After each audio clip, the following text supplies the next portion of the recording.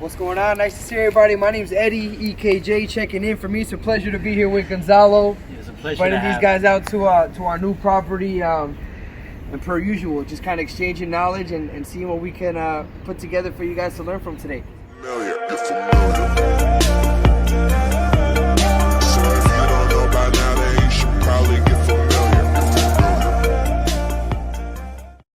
Welcome to Newbies Guru, where you get to follow our path on real estate, and you also get to see other real estate investors in New Jersey who have already made it. Today we have EKJ checking in.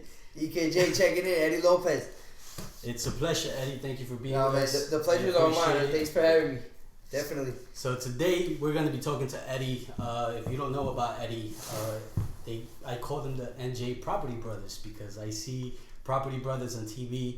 And that's pretty much a similar structure to what you have going on with Kyle, right? We like to think so. Yeah, I'm the head of a two-man team. I'm the head. I'm the brains. My brother's the muscle. My brother's name is Kyle. We make up EKJ Real Estate. We got a younger brother who's 17. His name is Jason as well. So that's where the J comes from. But we get that pretty often. The higher we're able to climb up the ranks, the more often people are calling us the Property Brothers.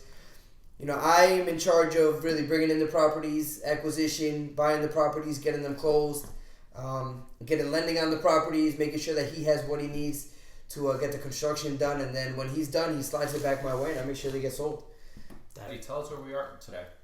So right now we are sitting in right between the dining room and living room of our latest flip. This will be our 9th flip to date. We're at 146 Morris Place in Englewood. This is a beautiful 4-bed, 1.5 bath property. We picked it up for a little bit over $250,000. We plan on putting about $40,000 of rehab into it in our ARV. If all goes according to plan, we're looking at letting it off for about $420,000. I got the single family game figured out. We have a lot of fun in here. My brother gets a lot done. He continues to learn, as do I. And, within 4 weeks, hopefully this will be completely different and you guys will see a brand new house. Yeah, we'll definitely be back here. Oh, because without a doubt. we were recording around, right? So you guys, while we're doing this interview, we're going to show you around the property so you can see the before pictures. I mean, there's some work already going on. You can see there's sheetrock behind us. There's some 2x4s behind us too. They're working, they're getting things done, and that's what I like. Can you tell us what it's going to take to get it done? Today is Tuesday. Today marks we've been in this property 2 weeks and 1 day. My brother, since the offset, has said he'll be done in 6 weeks. So mid-April, if all goes well, mid-April, we should definitely be on the market. Nice. And you're taking a trip in April, right? Yeah. So, I missed everything going on. In January, I booked a trip to Thailand in April. So when you mentioned Airbnb, I had to show you the one that I picked up. I know, so now I'm speaking a little bit of your language over there. But we've got a trip going on. I'm leaving on a trip mid-April. Which all that means is that I have to have something under contract. I have to be closing on something by then to go ahead and keep the guys busy. And I'm pointing out the trip because I'm saying that's the great part about real estate. Right. In less than before you take your trip, you're gonna have nearly $100,000, like close to $100,000 of profit on this property. And I know it's not easy, right? Because there's a lot of people seeing this type of stuff and they're like, oh, I want to do this too. This sounds great. I can make that much money. I can make a lot of money in a little bit of time, but it's hard, right? It's not easy. No. Can you tell us a little bit about your past, what you've been going through? Because this is pretty much what the show is about. We want to take people through the journey of the real estate investors that we interview. Could you tell us about your past? Man, it's my pleasure. So a little bit of background about myself. I graduated Rutgers University in New Brunswick. I graduated in 2014. I triple majored. I majored in human resource management, communication, and organizational leadership. I get out of school and I'm exactly where I want to be. I was working at Movado, the watch company, in their corporate headquarters in Paramus. I was there for about 2 years. From there, I was able to graduate to a company called Shiseido. Shiseido is the 4th largest makeup company on the planet. I was there for about 2.5 years as well. Making a whole lot of money. I was 25 years old at the time, making real money, but it was just moving a little slow for me. So I had started attending Glenn's meeting, doing that religiously for about a year. And what we would do is, once I kind of realized that the corporate world was moving a little slow for me, my brother and I decided, we're going to start looking into something else. So I started looking into real estate. Primarily, like everybody else, especially a lot of the guys viewing the podcast, I started dabbling into wholesaling. So what we would do was I got my brother on board, and what we would do is, so every day after work, I had a typical 9 to 5. I would get out of work at 5, and right across the street we had a Starbucks. 5:10, 5:15, about a minute later, my brother was always just sitting in there waiting for me. He would go in and get a table. We knew he used to get packed after 5. He would go in, he would get a table, and we would bring both our laptops. We would open up bigger pockets, and what we would do is we would assign each other articles. So we would pick 3 or 4 articles for that night. Sometimes we'd buy a coffee, sometimes we wouldn't. When we had the money, we'd buy the coffee. If not, we would just sit there and hope nobody said anything. But we would assign each other articles, and what we would do is we would read it individually, right? So he would read it, I would read it, and then what we would do is we would go ahead and compare notes, right? So, all right, Kyle, the first article we read today, this is what I learned from it. What did you get? Eddie, I understood a little bit differently. I understood this from it. And then we would just kind of go ahead and get on the same page, compare notes, and to just continue to learn, just continue to drill ourselves with knowledge. Nice. So we did that. We did that for a few months. Around this time, he was graduating NJCU, New Jersey City University in Jersey City. He graduated with a degree in criminal justice, although he's never used it for anything. When he was graduating, he looked at me and he said, Eddie, are we going to do this or what? Are we going to do this, or am I going to go and am I going to apply to be a cop or a state trooper, this or that? It's now or never. So I said, man, if there's a time to shoot the shot, if there's ever a time to shoot the shot, it's right now. We shot the shot. I actually ended up quitting my job at Shiseido before I had my first deal, before I even had a solid lead. And there we were. So now we're in the world of real estate investors without knowing anything about real estate, aside from what we've been able to pick up off of Bigger Pockets and YouTube, and even less about construction. I mean, I to this day, I can't swing a hammer. I'm more of a cleanup guy. But my brother's come a long way. So, I left my job, and then I got hooked up with a mentor, right? So it was one of the older guys in the game. He took me under his belt, and now I look back, and with every day that passes, it becomes a little bit funnier. But back then, it wasn't very funny at all. So I hooked up with this mentor, and we were still in the mindset, brand new, we need to figure this out. And anybody at that time who was going to give us the time of day, I'm married to you. Yeah. So with this guy, I used to pick him up at his house at 7 a.m. And I used to pick up his phones. I used to write his emails. I used to find the properties. I used to find the lending. I used to really do everything A to Z on all his flips. But we weren't getting paid on it. And at the same time, my brother was working in his construction projects as a laborer, also not getting paid. The way that we would stay afloat through this part of our lives was we would actually Uber every night. Right? So we would work 7 to 5, building our dream, me learning the investment side of it, him learning the construction side. Then around 6, we would go home, eat, and then we would just hop on our cars and we would Uber, say, between 6 and 10. And that's how we would keep our overhead paid off. Wow, that's great. Yeah. Man. So we have 2 college graduates, right, that are not even using. Gary Vee talks a lot about that. Right. He says, "Don't go to college. Screw college." And I feel, actually, I'm in the same situation. I have a college degree and everything. You guys have a college degree, but you guys came into real estate and you realized you could get out of that. Pretty much the rat race, right? That's what it is. 9 to 5, every day, the same thing. You're waking up early. Yeah. You're getting home late, and you have a set paycheck. So your dreams could only go so far. Right. I'm guessing your dreams are a lot bigger than they used to be at the 9 to 5. Oh, of course. Well, it's actually funny, right? Because when I was in school, all I ever wanted was to sit behind a desk. All I ever wanted was to show up well-dressed to work. Yeah. That's what my parents had told me. That's what I saw on TV. I swear to God, all I ever wanted was to be able to put on some slacks, a nice button down, sit at my desk, and get to work. Yeah. It was cool for the first year or two. I think it was 2016 going into 2017. Typically you're entitled to your 1%. 1.5% raise, and I got a 0% raise that year. Oh wow! And that's where it hit you. And that's where it hit me, and I was like, man, you know what? This is moving far too slow for me. and we got to figure something else out. I read a quote. It said 95% of millionaires make their money through real estate, and I figured I was in the wrong place, and I got on the right one. Now, how long did it take you to get your first deal? My own first deal, it took me about 7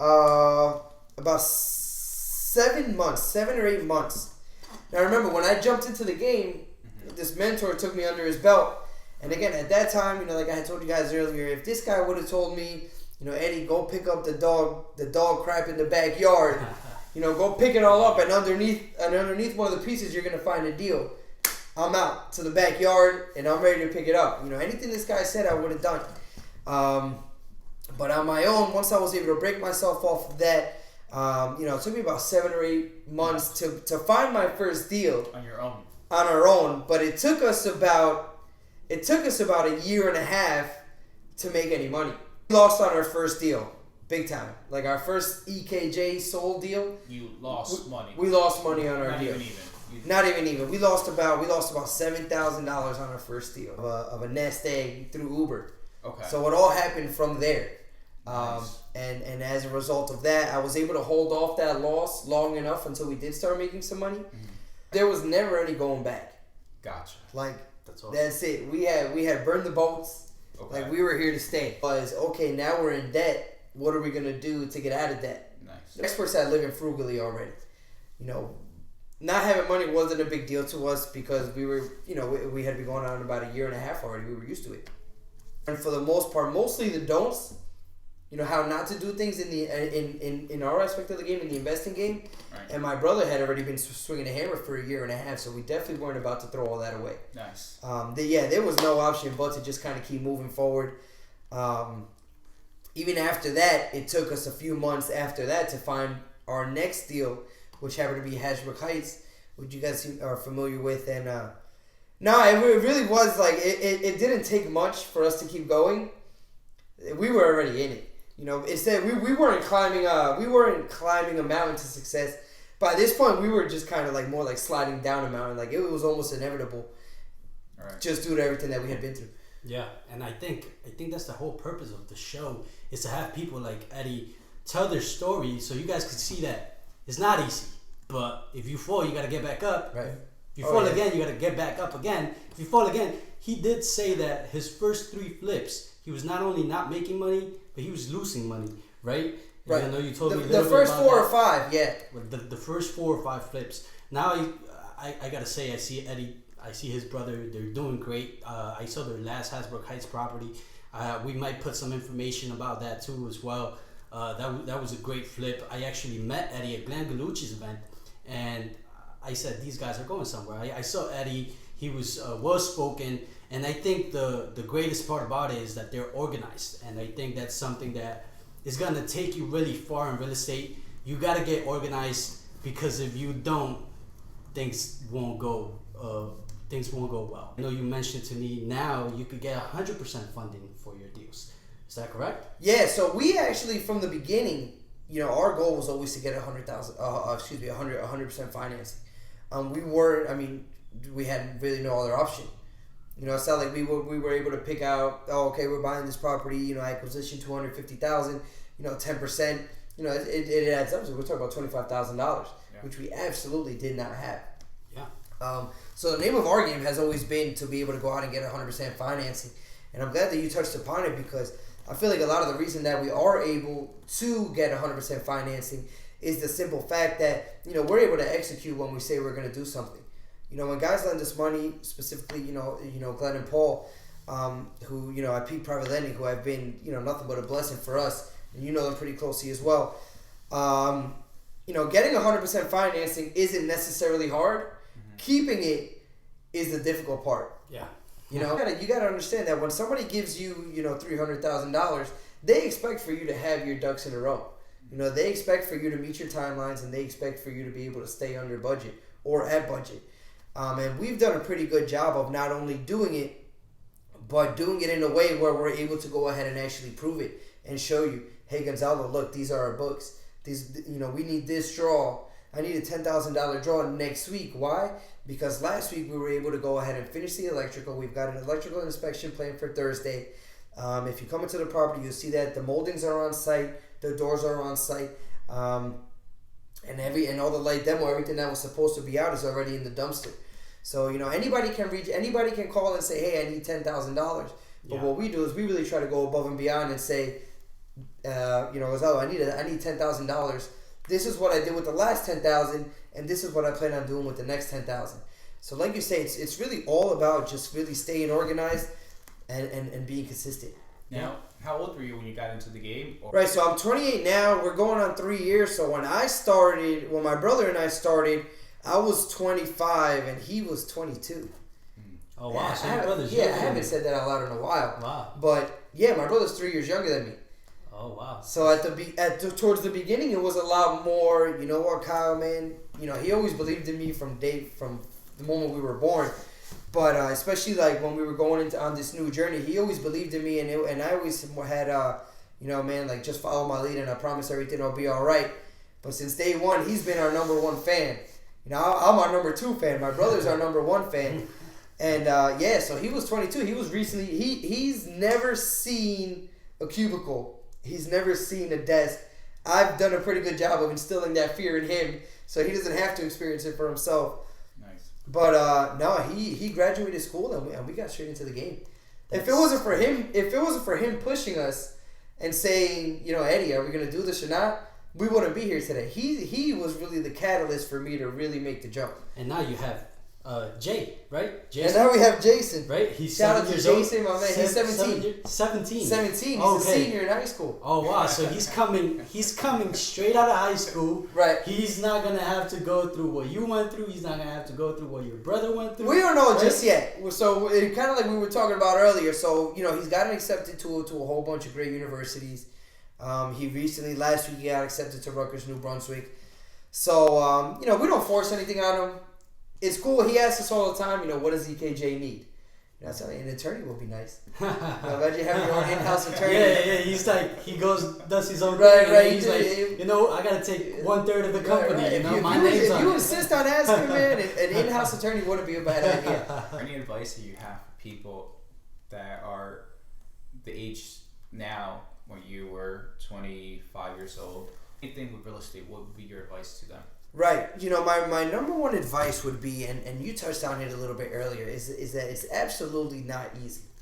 And I think that one of the great things about the Newbie Guru podcast is that you guys really do a good job of just kind of hitting it raw and letting people know exactly what it is. You see on Instagram and you see on Facebook and you see all over the place. I mean, even sponsored ads now, right? Once you're in real estate, you're in real estate all the way. Now, all your sponsored ads on Instagram and Facebook are all these, to use it in a different way, all these gurus out there who say, how to work only 5 hours a week and close 10 wholesales a month. See a guy on Bali with the GoPro and all of it, and then they switch to a snippet of just the bank account going up and up and up. One of the things you guys got to understand is whether it's real estate or anything else, it's really all about being persistent. It's about really just deciding where you want to go and figuring out step by step how you're going to get there. There are absolutely levels to the real estate game, just like anything else. You have people who say, I want to go ahead and I want to buy a buy and hold, but they've never been through a full closing yet.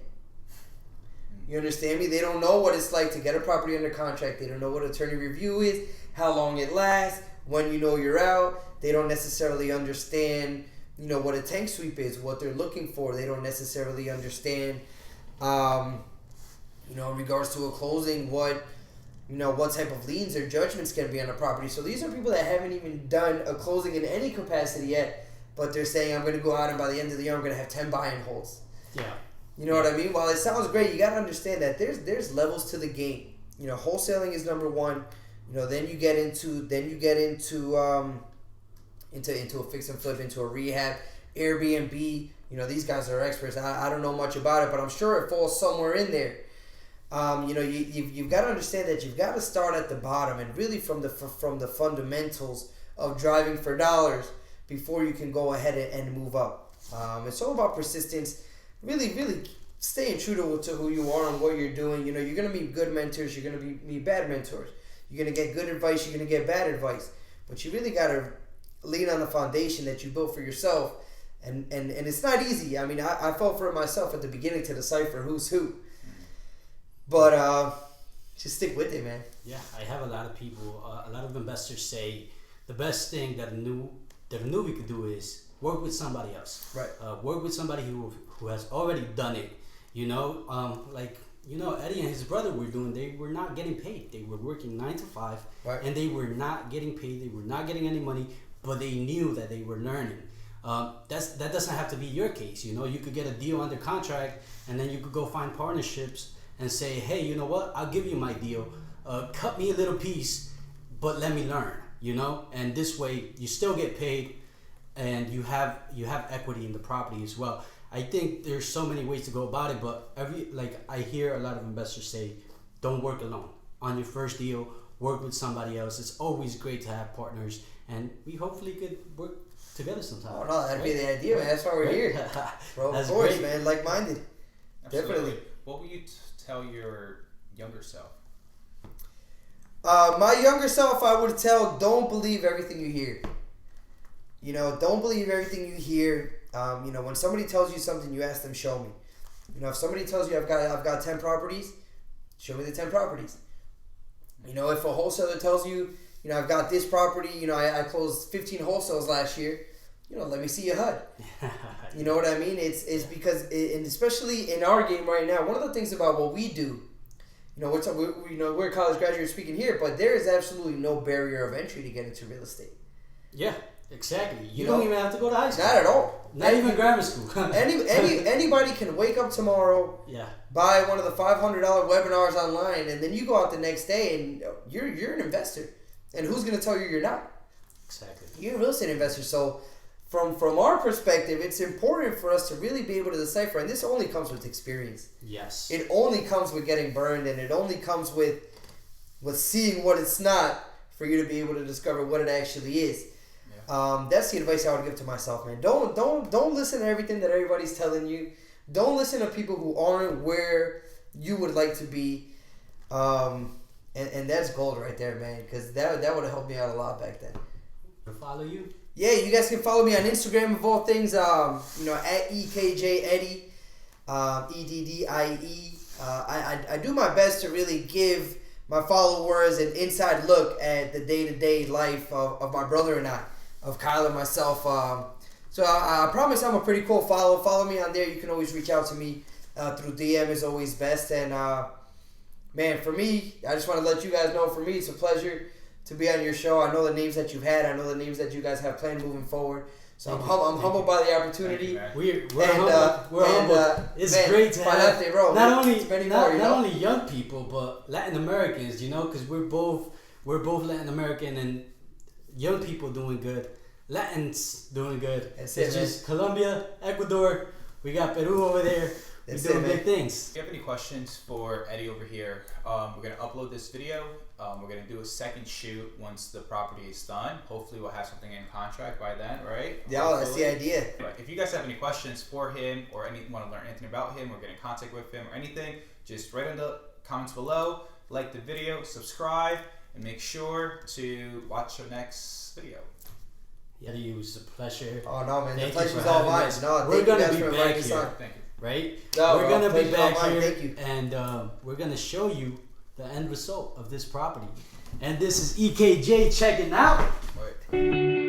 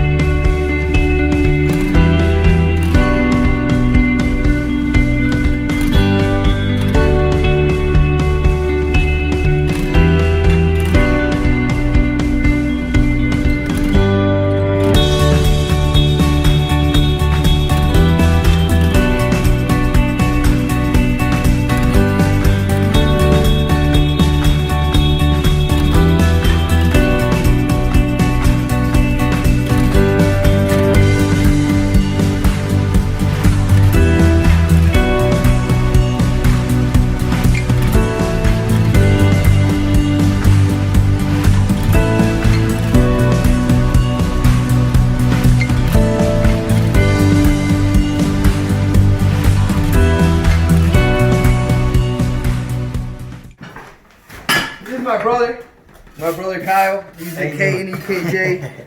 And